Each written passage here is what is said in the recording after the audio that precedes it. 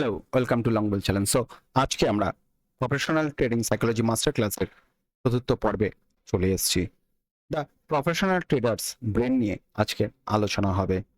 বিশ্বের অনেক সফল ট্রেডার মনে করেন যে ট্রেডার যে ট্রেডার নিজের মস্তিষ্ককে বুঝতে পারে সেই নিজের ট্রেডিংকে নিয়ন্ত্রণ করতে পারে। মার্কেটের বিরুদ্ধে নয়, আপনার মস্তিষ্কের স্বাভাবিক প্রবৃত্তির বিরুদ্ধে আপনাকে লড়াই করতে হবে। মস্তিষ্ক কিভাবে আপনার ট্রেডিং সিদ্ধান্ত নিয়ন্ত্রণ করে তা জানতে শুরু করে একটি প্রশ্ন দিয়ে। ধরুন আপনি একটি ট্রেডে 10,000 টাকা লাভ করলেন, আপনার কেমন লাগবে? এবার ঠিক এর উল্টো ধরুন, আপনি একটি ট্রেডে 10,000 টাকা লস করলেন, আপনার কিরকম লাগবে? কোন অনুভূতিটি বেশি শক্তিশালী? বেশিরভাগ মানুষের ক্ষেত্রে ক্ষতির কষ্ট লাভের আনন্দের চেয়ে বেশি তীব্র হয়। একটি মানুষের মস্তিষ্ক স্বাভাবিক বৈশিষ্ট্য। একজন সফল ট্রেডারের বা একজন প্রফেশনাল ট্রেডারের এই বৈশিষ্ট্যকে বোঝেন এবং তার বিরুদ্ধে কাজ করার অভ্যাস করে তোলেন। অধ্যায় 1, মস্তিষ্কের মূল উদ্দেশ্য। আমাদের মস্তিষ্কের প্রধান কাজ কি? অনেকে বলবেন চিন্তা করা। আসলে না। বেশিরভাগ মানুষের ক্ষেত্রে ক্ষতির কষ্ট লাভের আনন্দের চেয়ে বেশি তীব্র হয়। এটি মানুষের মস্তিষ্কের স্বাভাবিক বৈশিষ্ট্য। ফলাফল: ভয় হয়, আতঙ্ক হয়, তাড়াহুড়ো করে, ভুল সিদ্ধান্ত নেয়। মার্কেটে কোনো বাগ নেই, কিন্তু মস্তিষ্ক বিপদকে অনেক সময় বাঘের সামনে পড়ার মতনই বিপদ হিসাবে দেখে। অধ্যায় 2, ডোপামাইন, প্রফিটসের নেশা। ডোপামাইনকে অনেকেই আনন্দের রাসায়নিক বলেন, কিন্তু এটি শুধু আনন্দ নয়, পুরস্কারের প্রত্যাশা তৈরি করে। ধরুন যখন একজন ট্রেডার টানা কিছু ট্রেড লাভ করে, যখন আপনি পরপর কিছু ট্রেড আপনার মতন করে যাচ্ছে, আপনি তখন কি হবে? নিজেকে অজয় মনে করবেন। এর ফলে কি হবে? ডোপামিনের এই নেশা বা ফাঁদের ফলে ট্রেডাররা সাধারণত অতিরিক্ত আত্মবিশ্বাসী হয়ে পড়েন। তখন আপনি কি করবেন? বেশি আত্মবিশ্বাসী হয়ে যাবেন। তখন আপনি ভাববেন যে যেখান থেকে আমি ট্রেড নেব, মার্কেট সেখানেই কিন্তু যাবে। তো এর ফলে কি হবে? টানা সফল ট্রেডের পরে আপনার নিজের মনকে অপরাজয় মনে করতে শুরু করবেন। পজিশন সাইজ বৃদ্ধি পাবে।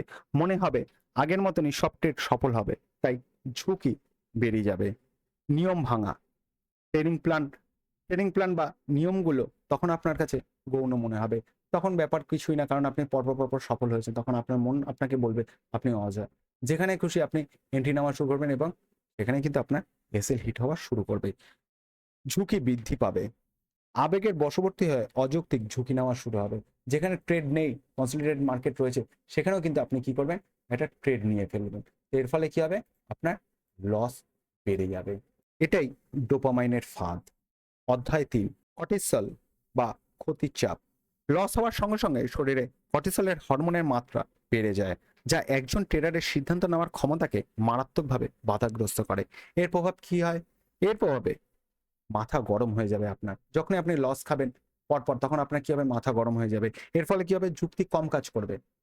আর রিভেঞ্জ ট্রেড নিতে আপনি শুরু করে দেবেন। যেখানে আপনার লস হচ্ছে, সেখান থেকে আপনি ভাবেন যে এখান থেকে আবার মার্কেট ওপরে উঠবে।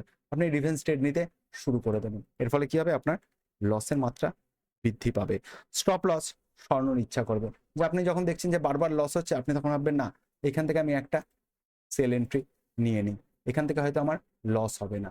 তখন কি হবে? আপনি দেখছেন যে যখন উঠছে, তখন আপনার কি হবে? এসএলটাই সরিয়ে দেবেন। এর ফলে কি হবে? একটা বিগ লস। এই সময় নতুন সিদ্ধান্ত নেওয়া সবচেয়ে বিপজ্জনক। তাই একজন প্রফেশনাল ট্রেডার লসের ঠিক পরপরে নতুন কোনো সিদ্ধান্ত নেন না। তারা তখন কি করেন? তারা লস হলে সঙ্গে সঙ্গে নতুন ট্রেড না নিয়ে তারা বিরতি নেন, যা শরীরের কর্টিসলের মাত্রা কমে এবং মস্তিষ্ক পুনরায় শান্ত হয়ে সঠিক সিদ্ধান্ত নেওয়ার মতো অবস্থায় ফিরে আসে। অধ্যায় 4, লস অ্যাভারশন। মনোবিজ্ঞানের এটি একটি বিখ্যাত ধারণা হলো লস অ্যাভারশন। ক্ষতি এড়ানোর প্রবণতা হলো এমন একটি মানসিক অবস্থা যেখানে মানুষ লাভের আনন্দের চেয়ে ক্ষতি মেনে নেওয়ার কষ্টকে বেশি গুরুত্ব দেয়। যেটা আমি প্রথমেই বলেছিলাম। এর অর্থ কি? মানুষ ক্ষতি এড়াতে লাভের চেয়ে বেশি গুরুত্ব কিভাবে দেয়? আমরা কি করি? লাভ দ্রুত বুক করে নিই। যখনই দেখছেন যে আমার একটু লাভ হচ্ছে, সঙ্গে সঙ্গে কিন্তু আমরা কি করি? লাভ হতে হতে আমরা সঙ্গে সঙ্গে বুক করে নিই প্রফিট। কিন্তু যখন আমরা লস হয়, তখন কিন্তু আমরা ঠিক তার উল্টোটা করি। যখনই আমাদের লস হতে শুরু করে, আমরা কিন্তু লসের এসএলটা আমরা বাড়াতে শুরু করি। এর ফলে কি হয়? আমাদের লস একটা বিগ লসে পরিণত হয়ে যায়। প্রফেশনাল ট্রেডার কি করে, যদি ক্ষতি হয় তাহলে তারা নির্ধারিত ক্ষতিতেই কিন্তু তারা বেরিয়ে যাবেন, আর যখন লাভ হবে তখন তাদের নির্ধারিত লাভ পর্যন্ত তারা কিন্তু অপেক্ষা করবে, তারপরে তারা বেরিয়ে যাবে। অধ্যায় 5, কনফার্মেশন বায়াস। নিশ্চিতকরণ পক্ষপাত হলো এমন একটি মানসিক প্রবণতা যেখানে ট্রেডার কোনো নিরপেক্ষ বিশ্লেষণ করার আগেই নিজের মনে একটি সিদ্ধান্ত নিয়ে ফেলেন এবং চার্টে শুধু সেই সিদ্ধান্ত সপক্ষে যুক্তি খুঁজতে শুরু করেন। ধরুন আপনি আগে থেকে ঠিক করলেন আজ আপনি বাই করবেন, এরপর কি হবে, মার্কেট যেখানেই যাবে আপনি ভাববেন যে এইখান থেকে মার্কেট উপরে উঠবে, আপনি যখনই দেখবেন যে সাপোর্ট আসছে সঙ্গে সঙ্গে আপনি বাই করা শুরু করে দেবেন, এর ফলে কি হবে, আপনার লস হওয়া শুরু হবে। কিন্তু আপনি কিন্তু একবারও দেখবেন না যে ট্রেন্ড কি আছে, ট্রেন্ড কিন্তু এখন রয়েছে ডাউন সাইডে, বিয়ারিশ ট্রেন্ড রয়েছে বা ডাউন মার্কেট হয়েছে। ডাউন মার্কেট থাকা সত্ত্বেও আপনার মাইন্ড যেহেতু আগে থাকতে কনফার্মেশন বায়াস নিয়ে ফেলেছে যে আমি আজ বাই করব, আপনারা কিন্তু সব জায়গায় বাইয়ের সংকেত খুঁজতে শুরু করবেন, সেলের সংকেতগুলো উপেক্ষা করবেন। এটাই হচ্ছে কনফার্মেশন বায়াস। একজন সফল ট্রেডার প্রথমে সিদ্ধান্ত নেন না, তিনি আগে তথ্য সংগ্রহ করেন তারপর সিদ্ধান্ত নেন। সহজ কথায় কনফার্মেশন বায়াসের কবলে পড়লে আপনি যা দেখতে চান মার্কেট ঠিক তাই দেখাচ্ছে বলে মনে হবে, এটাই আপনার ভুল ধারণা। এই ভুল ট্রেডিং সিদ্ধান্তে আপনার লস হবার মেইন কারণ হয়ে দাঁড়ায়। তাই কখনোই আপনি মাইন্ডের মধ্যে এইটা নিয়ে মানে ট্রেডিং শুরু হওয়ার আগে আপনি কখনো এটা ধরে নেবেন না যে আজ আমি সেল করব, সেলিং মার্কেট আছে আমি সর্বদা সেল করব, কিন্তু না, আপনার কিন্তু মার্কেট বুঝে তারপরে কিন্তু আপনার বাই আর সেলের জন্য বায়াস তৈরি করতে লাগবে। এরপরে ষষ্ঠ অধ্যায়, অ্যাঙ্কারিং বায়াস। ট্রেডিং এর ক্ষেত্রে অ্যাঙ্কারিং বায়াস হলো একটি মানসিক ফাঁদ। এর অর্থ মূল বা প্রাথমিক ধারণার সাথে মনকে বেঁধে রাখা, যেখানে ট্রেডার তার সিদ্ধান্ত গ্রহণের প্রক্রিয়াটিকে একটি প্রাথমিক রেফারেন্স পয়েন্টের সাথে শক্তভাবে বেঁধে ফেলেন। যে আজ যখন দেখলেন যে মার্কেট রয়েছে এই লেভেলে রয়েছে 24,000 25,200-তে রয়েছে, এবার আপনি দেখলেন যে মার্কেট তো এই কালকেই ছিল, যে কালকে ক্লোজিং হয়েছে যে এই যে এই লেভেলে, তখন আপনার মাইন্ডে কি হবে যে তাহলে কিন্তু মার্কেট আজও ওই লেভেলে কিন্তু পৌঁছাতে পারে, তখন আপনি কি করবেন, এখানে কিন্তু বাই করে নেবেন। আপনি কিন্তু একবারও দেখবেন যে ট্রেন্ড কি আছে, ট্রেন্ড কিন্তু ডাউন রয়েছে, তারপরেও কিন্তু আপনি বাই এন্ট্রি নেবেন, কারণ আপনার মাইন্ডে রয়েছে যে আজকে রয়েছে 25,200, কালকে ছিল এখানে 25,637। তো এটাই একটি মানসিক ফাঁদ। মার্কেট আগের দামের কাছে ফিরে আসতেই হবে এমন কিন্তু কোনো নিয়ম নেই। তাই একজন প্রফেশনাল ট্রেডার পুরনো মূল্যের সাথে মনকে আটকে রাখে না, তিনি প্রতিটি ট্রেডকে বর্তমানের মার্কেটের তথ্যের ভিত্তিতে নিরপেক্ষভাবে বিচার করেন। সহজ কথায় মার্কেটের বর্তমান পরিস্থিতি হলো একমাত্র সত্য, আগের দাম নয়। কালকে কত ছিল মার্কেট বা ক্লোজিং কত হয়েছে সেটা কিন্তু আসল দাম না, আজকের এখন বর্তমানের চার্টে যেই দামটা দেখাচ্ছে সেটাই কিন্তু সত্য। রিসেন্স বায়াস। ট্রেডিং এর ক্ষেত্রে রিসেন্স বায়াস হলো এমন একটি মানসিক প্রবণতা যেখানে ট্রেডার তার সাম্প্রতিক অভিজ্ঞতার দ্বারা বর্তমানের সিদ্ধান্ত ও বিচার বুদ্ধিকে প্রভাবিত করতে দেয়। ধরুন গত 5টি ট্রেড আপনার দেখলেন যে আপনার প্রফিট হয়েছে, আপনার মাইন্ড কি হবে, মনে হবে আমার সব ট্রেডই এখন থেকে সফল হবে। এটা কিন্তু একটা ভুল ধারণা।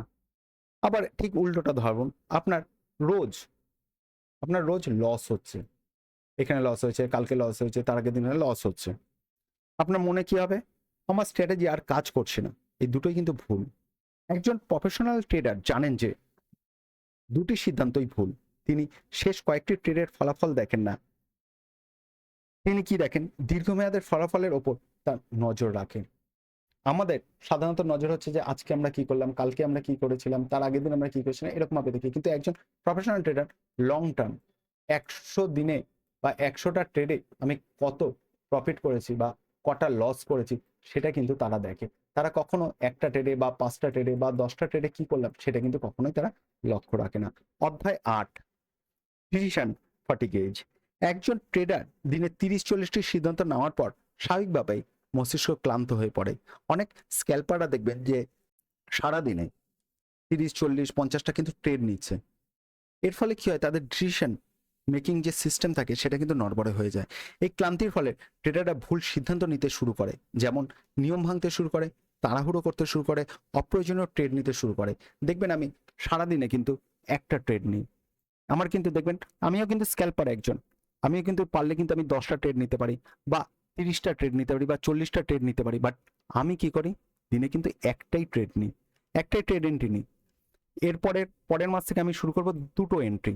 একটা লস হলে তাহলে আর একটা এন্ট্রি নেব, আর যদি ফার্স্ট এন্ট্রিতে আমাদের প্রফিট হয় তাহলে নো এন্ট্রি।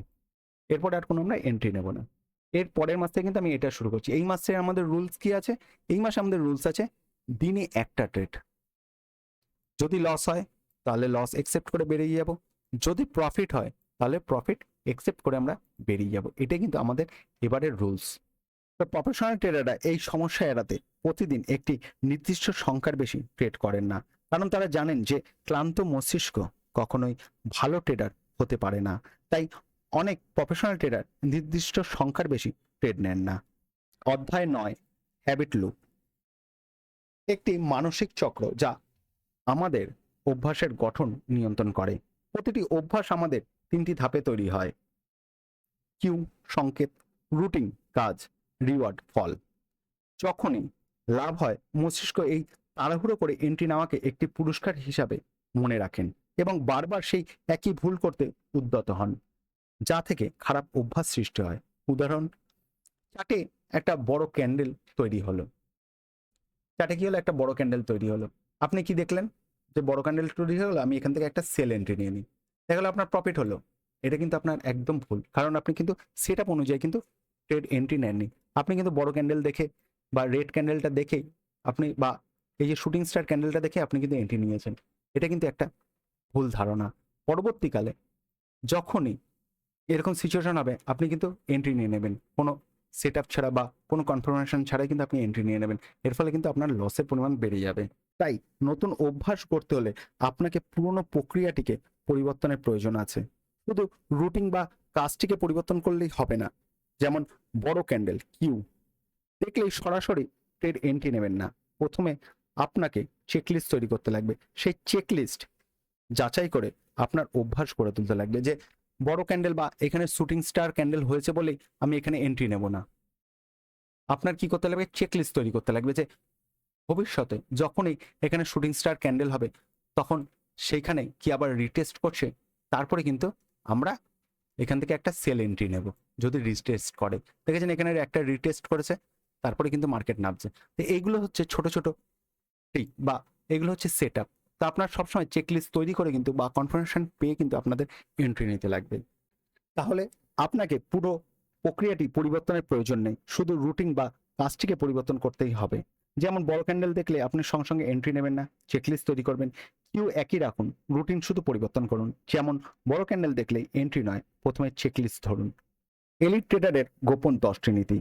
এই এলিট ট্রেডারের যদি আপনি এই নীতিগুলো যদি প্রতিদিন ট্রেডিং লাইফে যদি আপনি মানেন এই 10টি নীতি, তাহলে আমার মনে হয় যে আপনি ভবিষ্যতে প্রফেশনাল ট্রেডারের গণ্ডিতে আপনি কিন্তু এগোতে পারবেন।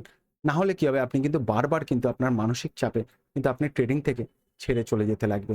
তাই এই 10টি গোপন নীতি আপনাকে আমি বলছি। প্রথম নীতি, প্রতিটি ট্রেডের আগে 10 সেকেন্ড থামুন। হুট করে কিন্তু কখনো এন্ট্রি নেবেন না। তাই এন্ট্রি নেওয়ার আগে আপনি কিন্তু একবার অপেক্ষা করুন যে এখানে কি এন্ট্রি আছে, কি এইখানে এন্ট্রি নেওয়া কি উচিত, একবার কিন্তু ভাবুন। এরপরে সম্ভাবনার উপর গুরুত্ব দিন। অনেক সময় ট্রেড নেওয়ার আগে নিজেকে মনে করিয়ে দিন এটি একটি সম্ভাবনা, নিশ্চয়তা নয়। এতে কি হবে, আপনার মানসিক স্থিরতা আসবে। সীমা নির্ধারণ, প্রতিদিন সর্বোচ্চ কটি ট্রেড করবেন সেটা আগে থাকতে কিন্তু নির্ধারণ করে নেবেন যে আমি আজকে সর্বোচ্চ একটা ট্রেড নেব বা সর্বোচ্চ দুটো ট্রেড নেব। যদি একটা ট্রেডে আমি লস খাই তাহলে সেকেন্ড ট্রেড আমি অ্যাক্টিভ করব। এইভাবে কিন্তু আপনাকে আগে থাকতে সীমা নির্ধারণ করতে রাখতে লাগবে। লস হলে বিরতি। টানা ধর আপনার এখানে একটা লস হয়েছে আজকে, আবার এখানে একটা লস হয়েছে, টানা যদি দুটো লস হয়ে যায় তাহলে 20 মিনিট বিরতি নিন। আপনার ধর ট্রেডিং প্ল্যান বা সীমা আছে 3টে, আপনি ধর পরপর দুখানা লস খেয়ে গেলেন, এরপরে কিন্তু আপনি 20 মিনিট বা 15 মিনিট আপনি বিরতি নিন, তারপরে আবার লাস্ট ট্রেডটা নিন। এতে কি হবে, আপনার মাইন্ড রিল্যাক্স হবে। পজিশন সাইজ, টানা 3টি লাভ হলেও আত্মবিশ্বাসের বশীভূত হয়ে পজিশন সাইজ বাড়াবেন না। ধর আপনার পরপর আজকে ধর 3টে আপনার প্রফিট হয়ে গেল, আপনি ভাবলেন যে আজকে আরো প্রফিট হবে, আপনি কি করলেন, এখান থেকে একটা সেল করলেন আর আপনার এসএল হিট হয়ে গেল। তাই টানা 3টি লাভ হলে আত্মবিশ্বাসী হয়ে পজিশন সাইজ কিন্তু কখনো বাড়াবেন না। যে আপনি 1 লটে খেলছিলেন, হট করে আপনি 2টো লট নিলেন, বাড়িয়ে দিলেন, ভাবলেন যে আপনার প্রফিট বেশি হবে, কারণ এর আগে আপনি আজকের দিনে আপনি 3টে প্রফিট করেছেন। এটা কিন্তু ভুল ধারণা। এই ধারণাটাকে আপনি চেঞ্জ করুন। স্টপ লসের প্রতি কঠোরতা। স্টপ লস কখনো সরাবেন না। স্টপ লস কখনোই যারা প্রফেশনাল ট্রেডার তারা কখনোই কিন্তু স্টপ লসকে সরায় না। স্টপ লস কিন্তু আপনার কিন্তু রক্ষা কবচ। আপনি ধর এইখান থেকে একটা ধর বাই এন্ট্রি নিলেন, ধর আপনি ভাবলেন যে এখানে প্রিভিয়াস ডে হাই বা ওপেনিং ক্যান্ডেল হাই ব্রেক করেছে, আপনি এখান থেকে নিয়ে একটা বাই এন্ট্রি নিলেন। এই যে এইখানে যে আপনি এসএলটা রেখেছেন 65 পয়েন্ট কিন্তু এটা আপনার রক্ষা কবচ, এটাকে বলে ইন্স্যুরেন্স। তাই আপনার যখন এই জায়গাটায় এসে যখন ধর টার্গেট না হিট হয়ে আপনার ধর এই জায়গাটায় এসে এসএল হিট হবে, তাহলে কিন্তু আপনি কখনোই এই এসএলকে কখনো সরাবেন না, ভাববেন না যে আমার এসএলটা চলে যাবে, আমার টাকা লস হয়ে যাবে। এইটা কিন্তু আপনার লস না, এটা কিন্তু আপনার ইন্স্যুরেন্স, আপনার রক্ষা কবচ। তাই প্রফেশনাল ট্রেডাররা কিন্তু কখনোই নিজের এসএলকে কখনোই সরায় না, তারা কিন্তু এসএলকে রেসপেক্ট করে। আবেগ লিপিবদ্ধ করা। ট্রেডিং জার্নালে প্রতিটি ট্রেডের সময়ের আবেগ স্পষ্টভাবে লিখুন। আপনার আজকের আবেগ কি ছিল? ধর এখান থেকে আপনি এন্ট্রি নিলেন, আপনার এখান থেকে এন্ট্রি যখন নিলেন তখন আপনার মনের মধ্যে কি চলছিল যে মার্কেট কি আমি এখানে উঠবে, আমি কি ঠিক এন্ট্রি নিয়েছি বা ঠিক এসএল দিয়েছি? আপনার মনের মধ্যে কি গ্রিড, ফিয়ার এগুলো কি এসছিল? সেটা কিন্তু আপনি ট্রেডিং জার্নালে অবশ্যই লিখে রাখবেন। আপনি লিপিবদ্ধ যদি করে রাখেন তাহলে কিন্তু ভবিষ্যতে আপনার এই ট্রেডগুলো যখনই আপনি জার্নাল দেখবেন তখন কিন্তু আপনি বুঝতে পারবেন যে কোন পজিশনে বা কোন সিচুয়েশনে আমার কিরকম মাইন্ড কাজ করে। সাপ্তাহিক বিশ্লেষণ। সপ্তাহে একদিন সময় নিয়ে শুধু পুরোনো ট্রেডগুলো বিশ্লেষণ করুন, তাহলে আপনার কি হবে? আপনার কিন্তু মাইন্ড কিন্তু ক্লিয়ার হবে। এই সাপ্তাহিক বিশ্লেষণ করলে কিন্তু আপনার যে কোথায় ট্রেডিং জার্নালে কোথায় কোথায় আপনার কি ইমোশন কাজ করেছিল এটা কিন্তু আপনি জানতে পারবেন। মন শান্ত রাখা। একদম শেষ 10টি যে নীতি রয়েছে, একদম শেষ নীতি হচ্ছে মনকে শান্ত রাখা। প্রতিদিন অন্তত 10 মিনিট মনকে শান্ত রাখার অনুশীলন করুন। এর জন্য আপনি মেডিটেশন করতে পারেন, এর জন্য আপনি রিল্যাক্স মিউজিক শুনতে পারেন। কিন্তু আপনার মন যদি শান্ত না থাকে, যদি অশান্ত হয়, তাহলে কিন্তু আপনি ট্রেডিংয়ে কখনোই প্রফিট করতে পারবেন না। একটা অশান্ত মন কখনোই প্রফিট করতে পারে না, কারণ এটা আমাদের মাইন্ডকে সবসময় কুল রাখতে লাগবে, তাহলে কিন্তু আমাদের ঠিক ডিসিশন নিতে পারবো। এলিট ট্রেডারের একটি গোপন নীতি বলছি। একজন এলিট ট্রেডার নিজেকে প্রতিদিন একটি প্রশ্ন করেন, আজ আমি কি টাকা উপার্জন করতে এসেছি নাকি সঠিক সিদ্ধান্ত নিতে এসেছি? যদি উত্তর হয় সঠিক সিদ্ধান্ত নিতে, তাহলে দীর্ঘমেয়াদে টাকা অবশ্যই আসবে। আজকের অনুশীলন। আজকের ট্রেডের পর 3টি প্রশ্নের উত্তর লিখুন। আজকের অনুশীলন। আজকে আপনি একটা খাতা পেন নিয়ে বসুন এবং লিখুন, আজ ট্রেডের পর 3টি প্রশ্নের উত্তর লিখুন। ফার্স্ট, আজ আমি সবচেয়ে বেশি কোন ইমোশনে অনুভব করেছি? Fear, grid, ego? কোন ইমোশন আমরা আজকে বেশি অনুভব করেছি? সেকেন্ড হচ্ছে, সেই ইমোশন কি আমার সিদ্ধান্তকে বদলে দিয়েছে? ধর আপনার স্ট্র্যাটেজি অনুযায়ী আপনি হয়তো বাই করলেন, এবার বাই করলেন, আপনি দেখলেন যে এখানে ডাউন ট্রেন্ড, আপনি এখান থেকে বাই করছি, যদি এসএল হয়ে যায়, এই যে আপনার যে ভয় কাজ করলো, আপনি হয়তো ঠিক নিয়েছেন, সিদ্ধান্ত নিয়েই নিয়েছেন, আপনার সেটআপ অনুযায়ী নিয়েছেন, ধর দেখা গেল আপনার নামার সময় আপনার ভয় হলো যদি এসএল হয়ে যায়, এই যে ফিয়ার, এটা কিন্তু অবশ্যই লিখবেন আপনার জার্নালে। তার সেই সিদ্ধান্ত কি আপনার ট্রেডিং ডিসিশন কি বদলেছে? ধর আপনি জানলেন যে এখানে আপনার সাপোর্ট রয়েছে, এখান থেকে আপনি বাই করবেন, কিন্তু দেখা গেল আপনি ভয় ছুটে বাই করলেন না, ভাবলেন মনে হয় না আমি এখান থেকে আমি বাই এন্ট্রি নেব না, কারণ আমার লস হতে পারে। এই সিদ্ধান্তটাকে কি আপনার সিদ্ধান্তকে বা আপনার সেটআপকে কি সেই সিদ্ধান্ত বা ইমোশন কি চেঞ্জ করেছে? তৃতীয়, একটি পরিস্থিতি বারবার হলে আমি কি ভিন্নভাবে করতে পারবো? এটা কিন্তু নিজেকে প্রশ্ন করেন যে পরবর্তী সময় যদি এই সেটআপ অ্যাক্টিভ হয়, যদি সাপোর্টে এসে মার্কেট বুলিশ ক্যান্ডেল করে, আমি কি এই লেভেলে আবার কি আমি এরকমভাবে নিতে পারবো ভবিষ্যতে? এই প্রশ্নে কিন্তু আপনার উত্তর লিখে রাখতে লাগবে।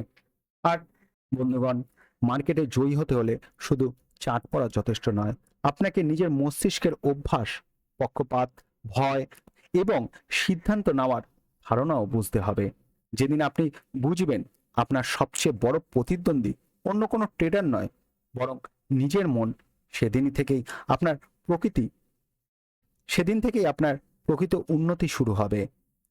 শেষ একটি কথা মনে রাখবেন, শৃঙ্খলাবদ্ধ মন ছাড়া ধারাবাহিকভাবে লাভ সম্ভব নয়। ধন্যবাদ। পরবর্তী পর্ব 5। পরবর্তী পর্বে আমরা risk psychology and capital protection এই অধ্যায়ে আমরা গভীরভাবে শিখব কেন বড় লস একজন ট্রেডারের ভবিষ্যৎ নষ্ট করে, পজিশন সাইজের মনোবিজ্ঞান, ড্রডাউনের সময় কিভাবে শান্ত থাকতে হয়, কেন মূলধন রক্ষা করা লাভ করার চেয়ে বেশি গুরুত্বপূর্ণ, কিভাবে একজন প্রফেশনাল রিস্ক নিয়ে চিন্তা করেন। এই অধ্যায়টি আপনার রিস্ক ম্যানেজমেন্টের দৃষ্টিভঙ্গি সম্পূর্ণ বদলে দিতে পারে। এই ধারাবাহিক মাস্টার ক্লাসে আমরা ধীরে ধীরে এমন একটি মানসিক কাঠামো তৈরি করছি যা শুধু ট্রেডিং নয়, যে কোনো উচ্চচাপের সিদ্ধান্ত নেওয়ার ক্ষেত্রেও কাজে লাগবে। ধন্যবাদ। আপনারা অবশ্যই এই ট্রেডিং সেশনটা আপনাদের কেমন লাগছে জানাবেন। আর যদি কোনো কিছু আপনাদের আরও কিছু জানতে হয় বা আরও কিছু মনে হয় যে এইখানে এটা হলে ভালো হয়, সেটাও কিন্তু আপনি অবশ্যই কমেন্টস বক্সে উল্লেখ করে দেবেন।